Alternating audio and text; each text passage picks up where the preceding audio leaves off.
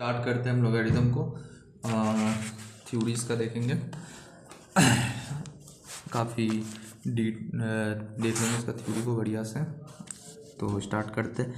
तो लॉगरिथम क्या होता है ना कि लॉगरिथम को जनरली आप लोगों ने देखा होगा कि कुछ इस फॉर्म में लिखा रहता है, बट यहाँ पे हम एक बात ध्यान रखेंगे, जो ये इक्वल टू सी रहता है, ठीक है। तो एक बात ये ध्यान में रखेंगे कि जो आपका बी जो होता है ना वो आपका ग्रेटर देन ज़ीरो होगा, ठीक है। बट बी जो होगा ना बट नॉट इक्वल टू सी होगा। मतलब इसमें से ये ग्रेटर देन ज़ीरो तो होता है बी, बट बी जो होता है ना वो आपका बी ऑल्सो जो होता है ना बी आपका सी के बराबर, इसको हम लोग बी वन के बराबर हम लोग नहीं कह सकते, ठीक है। बी वन के बराबर भी नहीं होगा। और उसी तरह ए जो होगा आपका ए भी आपका ग्रेटर देन जीरो होगा। मतलब ए और बी आपका निगेटिव नहीं हो सकता और बी आपका वन नहीं हो सकता। ए आपका यस ऑफ कोर्स वन हो सकता है, ठीक है। अब जैसे कि आपका आया था सी, तो सी क्या हो सकता है, सी जो पावर होगा सी कुछ भी हो सकता है। सी के लिए कोई रिस्ट्रिक्शन फ़िलहाल नहीं है। तो यहाँ हम कुछ बहुत कंसाइज वे में इसका हम प्रॉपर्टी देख लेते हैं लॉग का। कहीं भी लॉग अगर लिखा हुआ है ना, लॉग होता क्या है ना, पहले ऐसे समझ, जैसे टू का पावर थ्री कर देते हैं, टू टू जा फोर टू जा एट, तो एट हो गया।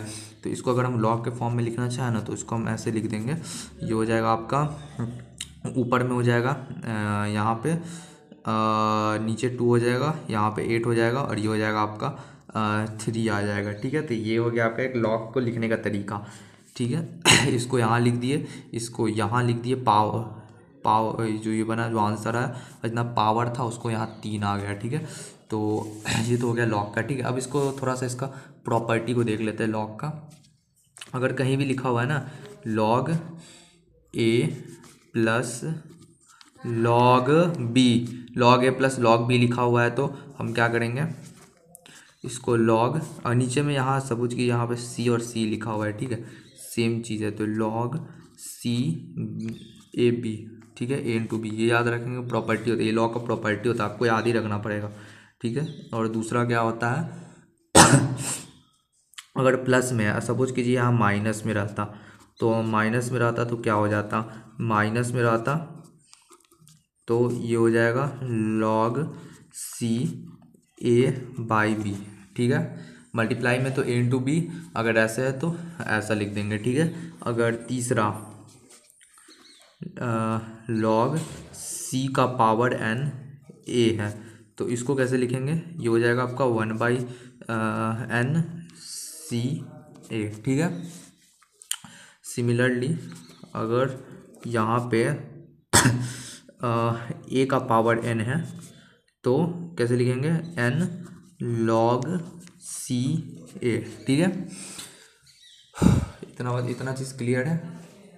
अब थोड़ा सा इसको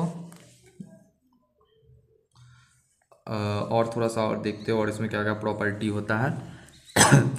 एक तो काफ़ी इम्पोर्टेंट सा प्रॉपर्टी होता है कि एक प्रॉपर्टी ये होता है बेस चेंज प्रॉपर्टी। जैसे कि ऐसे लिखा हुआ है ना तो यहाँ अपने मन से कोई भी बेस डाल देते, अपने मन से कोई भी बेस डाल देते, उसके यहाँ डी डाल दिए तो ये हो गया, और इसको ये हो गया बेस चेंज हो गया। ये बेस चेंज प्रॉपर्टी होता है लॉगरिथम का। ये डी वन है तो ये बेस चेंज प्रॉपर्टी हो गया, ठीक है। बहुत इंपॉर्टेंट प्रॉपर्टी से बहुत सारा चीज़ बहुत आसानी से सॉल्व हो जाता है, ठीक है। अब छठवा है आपका लॉग छठा होता है, जैसे कि यहाँ टू का पावर लॉग सी ए लिखा हुआ है ना तो आप इसको ऐसे भी लिख सकते हैं, ठीक है। ये सॉरी इसको अच्छा से थोड़ा लिख देते हैं, टू का पावर लॉग सी ए लिखा हुआ है ना तो इसको हम ऐसे लिख सकते हैं, या टू यहाँ चला जाएगा ए, ये दोनों आपस में अपना जगह एक्सचेंज कर लेगा, ठीक है। तो ये हो गया आपका, ये सी सी ही रह जाएगा और यहाँ आपका टू हो जाएगा, ये कुछ नहीं है, ठीक है। तो ये हो जाता है। तो ये कुछ प्रॉपर्टी होता है लॉगरिथम का, इसको हम ध्यान रखेंगे तो इससे हम लोग का मोस्टली क्वेश्चन लॉगरिथम का बन जाता है, ठीक है। और कुछ देख लेते हैं लॉगरिथम में। एक होता है जैसे लॉग ई का पावर, ठीक है, log e का पावर कुछ 5 लिखा हुआ है, ठीक है, या 10 लिखा हुआ है, या सपोज कि इसको जनरली हम कंसीडर कर लेते हैं। log e का पावर अगर a लिखा हुआ है ना, तो इसको हम लोग ln a भी लिख सकते हैं, ठीक है। तो ये बात ध्यान रखेंगे। ई जो होता है ना, यूलर होता है 2.72, यूलर कांस्टेंट होता है ये, इसका ऐसे याद रख सकते हैं, ठीक है। तो ई ये हो गया, और ई को हम लोग शॉर्ट फॉर्म में ऐसे लिख देते हैं। अब अगर खाली लॉग अगर आपका ए दिया हुआ है ना, तो इसको ये जो होता है ना ऐसे, जो अगर 10 अगर कुछ नहीं दिया तो हम वहाँ कंसीडर कर लेते हैं कि 10 ही रहता है, ठीक है। कुछ नहीं दिया हो तो हम वहाँ कंसीडर कर लेते हैं कि वो आपका 10 ही रहता है। जैसे log 10 log a base 10 log 10 base a जैसे कुछ लिखा हुआ है ना, तो इसको हम लोग ऐसे कंसीडर कर लेते, कुछ नहीं है तो यहाँ हम लोग यहाँ 10 मान लेंगे। तो ये भी हो गया। अब इसमें एक चीज़ देखते हैं, थोड़ा सा अच्छा चीज़ है। वो चीज़ है क्या कि वो है आपका ln 10 का वैल्यू। ln 10 मतलब क्या हुआ, log, इसका क्या मतलब हुआ, log e10 हो गया, ठीक है। ऐसा है, मतलब ये जो है ln 10 को हम लोग log e10 कहा जाता है, ठीक है। तो इसका कुछ वैल्यू होता है, ठीक है, इसका इसका जो होता है ना, कुछ सर्टेन अमाउंट ऑफ वैल्यू होता है। उस वैल्यू को हम यूज़ कर लेंगे, उस वैल्यू को हम यूज़ करके हम लोग log ln और log 10 के बीच में हम लोग रिलेशन बना सकते हैं, ठीक है। तो इसका जो वैल्यू होता है ना ln 10 का, वो होता है आपका 2.303 होता है, ठीक है। तो ये बात याद रखेंगे। तो अब देखिए 2.3, बस हमको इतना याद रखना है, ये ln 10 जो होता है ना 2.303 होता है, इसको हम लोग लिख देते हैं 2.303, ठीक है। अब देखिए इससे एक रिलेशन हम बनाते हैं, तो वो रिलेशन कैसे बनेगा, log e10 है, ठीक है। तो इसको हम ऐसा लिख सकते हैं, log, नहीं रुकिए, इसको थोड़ा सा अच्छे से हम लिखते हैं, ठीक है। जैसे कि हमको पता है ना log ln 10 का जो वैल्यू है वो है 2.303 है, ठीक है।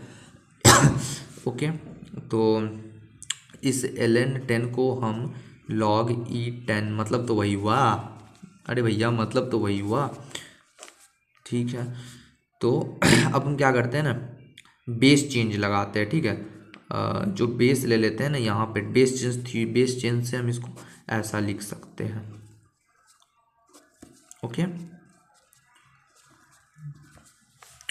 ध्यान से देखिए, तो ऊपर वाला जो होगा ना वो आपका 1 हो जाएगा, और नीचे वाला जो हो जाएगा वो आपका ई हो जाएगा। तो ये एक रिलेशन होता है, ठीक है।